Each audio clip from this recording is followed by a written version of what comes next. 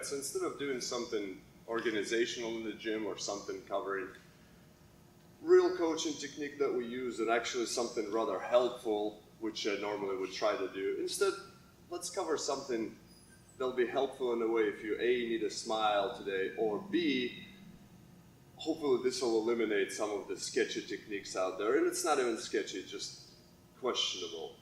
A few years ago, I saw this thing, and I haven't seen it too many times, but it's a handstand push-up technique that involves us hanging a band from a pull-up bar and then setting up an extra bend through it. And then what we do is we go through the band, put it around the shoulders, kind of like backpack-like, and then we go like this, and then you have to kick up, use the bands to support, and then we can go down.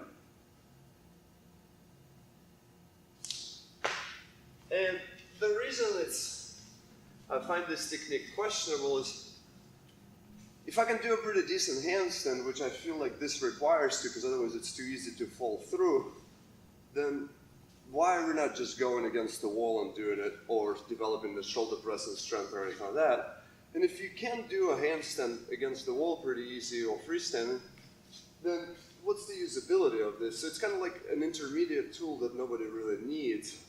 I'm going to show you the concept I tried, and it kind of worked until I failed pretty good and ended up in a somewhat compromised position. But that's part of the reason why I want to shoot this video too.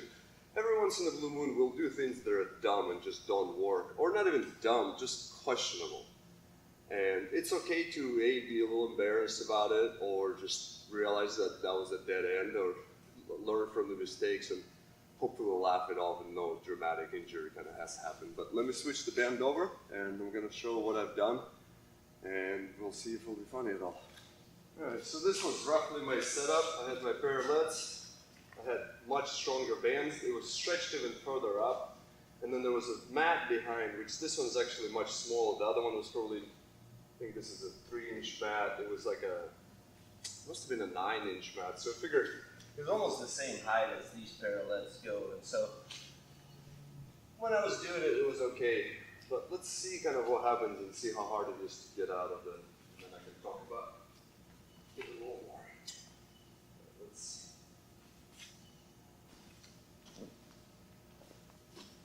see how sketchy this is. Oh, a little scared actually. Alright, there we go. And so let's try this. So it's not bad. But what happened was, as I fell through, and I ended up kind of wedged up in the band. Because the mat was so soft, I ended up just getting stuck here, and I couldn't really call for Monique or have her help me out or anything like that. So for a while, I just kind of kicked and kicked and kicked and couldn't get out until eventually somehow,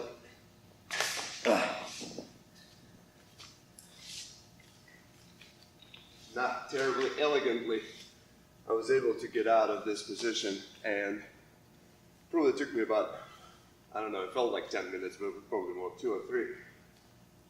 But not a most comfortable position, and wedged up pretty good. And so that was one of the handstand push-up technique, one of the techniques that I've tried that turned out more funny than helpful. But remember, I'm a trained professional doing this stuff, so do weird things at your own risk. Thanks.